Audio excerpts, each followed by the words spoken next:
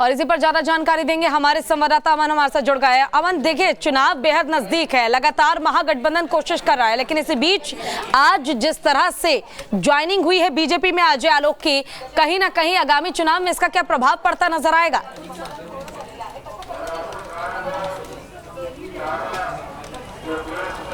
जी बिल्कुल पूजा, मैं आपको बता दूं कि जेडीयू के पूर्व राष्ट्रीय प्रवक्ता अजय आलोक ने आज दिल्ली में अश्विनी वैष्णव के सामने भारतीय जनता पार्टी का दामन थामा है। आपको बता दूं कि पिछले वर्ष जून में उन्हें पार्टी फोरम से अलग हट के बयान देने को लेकर उन्हें पार्टी से निष्कासित किया था और साथ में अन्य 4 लोगों को भी निष्कासित किया गया था। उसके बाद से ही अजय आलोक जनता दल यूनाइटेड और नीतीश कुमार पर हमलावर रहते थे और लगभग 10 महीने के बाद वो फिर से नई पार्टी में ज्वाइनिंग किए भारतीय जनता पार्टी में। और उन्होंने कहा भी कि भारतीय जनता पार्टी में आकर मुझे ऐसा लग रहा है कि मैं अपने परिवार में आ गया हूँ, जिसके मुखिया नरेंद्र मोदी है। और रही बात चुनाव के मद्देनज़र जिस तरीके से ज्वाइनिंग हुई है, कहीं ना कहीं भारतीय जनता पार्टी को मजबूती प्रदान होगी, क्योंकि अजय आलोक बेबाकी से टीवी चैनलों पर अपनी बातों को रखते थे, जनता दल यूनाइटेड की तरफ से बातों को रखते थे। और ऐसे में अब अजय आलोक ने भारतीय जनता पार्टी का दामन थामा है, तो अब देखने वाली बात होगी कि अजय आलोक की क्या कुछ भूमिका रहेगी भारतीय जनता पार्टी में।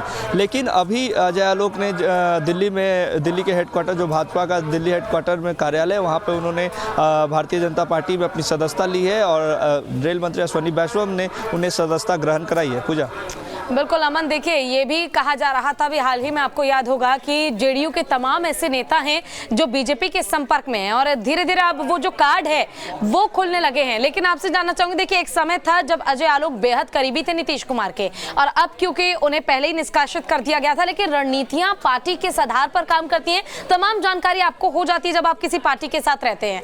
क्या उनकी रणनीति है, ये तमाम चीजें जो हैं उसकी जानकारी आपको हो जाती है, तो क्या ये समझा जाए आगामी लोकसभा चुनाव में, फिर आगामी 2025 में विधानसभा चुनाव में इसका प्रभाव नीतीश कुमार पर पड़ता नजर आएगा और बिहार की राजनीति पर भी प्रभाव पड़ेगा इसका?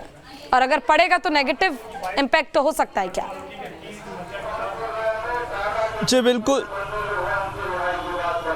जी बिल्कुल नीतीश कुमार के करीबी माने जाते थे अजय आलोक, और ये नीतीश कुमार के हमेशा वो गुण गाते थे। जब भी वो पार्टी फोरम पे अपनी बातों को रखते थे, जब भी किसी भी चैनल पे बैठते थे, पैनल पे बैठते थे, तो पार्टी के फोरम पे जो भी बातें होती, जो भी मुद्दे होते वो रखते थे। और सभी रणनीतियों में नीतीश कुमार जो भी रणनीति तैयार करते उसमें उनकी मुख्य भूमिका होती थी। हालांकि पिछले 10 महीने से नीतीश कुमार से वो दूर हैं और संभवतः जिस तरीके से उन्होंने भारतीय जनता पार्टी का दामन थामा है, नीतीश कुमार को कहीं ना कहीं वो डैमेज तो करेंगे। आगामी लोकसभा चुनाव है और जो आपने बात कही कि जो पत्ते हैं वो धीरे धीरे खुल रहे हैं। लगातार ये कहा जा रहा था कि जनता दल यूनाइटेड के कई नेता भारतीय जनता पार्टी के संपर्क में हैं। लगातार भारतीय जनता पार्टी के भी ये नेता कह रहे हैं कि लगातार सांसद, विधायक और कई नेता हमारे संपर्क में। और अब इस कड़ी में जब अजय आलोक ने दामन थामा है, तो अब देखने वाली बात होगी कि आगामी लोकसभा जब चुनाव होगी तो कितना प्रभाव नीतीश कुमार पे, नीतीश कुमार के खिलाफ डाल पाएंगे और कितना प्रभाव भारतीय जनता पार्टी के लिए वो डाल पाएंगे, क्योंकि उनकी बेबाकी से बोलने की वजह से ही उनकी सदस्यता गई थी, उनको पार्टी फोरम से निकाला गया था, पार्टी से निष्कासित किया गया था। और अब जब भारतीय जनता पार्टी में शामिल हुए हैं तो लगातार नीतीश कुमार पे हमलावर होंगे। आज उन्होंने एक ट्वीट भी किया था और ट्वीट में ये कहा था कि नीतीश कुमार और जेडीयू के राष्ट्रीय अध्यक्ष ललन सिंह को बहुत बहुत धन्यवाद, उन्होंने मुझे अपने कार्यभार से निकाल दिया था और यही कारण है कि उन्होंने तंज कसा था नीतीश कुमार पर और ललन सिंह पे। और अब जब भारतीय जनता पार्टी में उन्होंने शामिल हुआ है तो सीधे आनंद मोहन के मुद्दे को लेकर उन्होंने हमलावर भी हुआ। उन्होंने कहा भी कि जो रिहाई हुई है आनंद मोहन की वो कहीं से सही नहीं है, क्योंकि आनंद मोहन के साथ साथ अन्य जो 26 लोग रिहा हुए हैं वो आपराधिक मामलों में सजा काट रहे थे। और नीतीश कुमार सिर्फ एक स्वर्ण समाज को और एक समुदाय को अपनी ओर खींचने के लिए और वोट बैंक की राजनीति करने के लिए आनंद मोहन की रिहाई की है। तो अब आने वाले समय में जब लोकसभा का चुनाव होगा तो कितना प्रभाव डालेंगे वो अजय आलोक देखने वाली बात होगी। लेकिन नीतीश कुमार को कहीं ना कहीं एक बड़ा डैमेज मिला है। पूजा, ठीक है, आपका बहुत बहुत शुक्रिया इस तमाम जानकारी।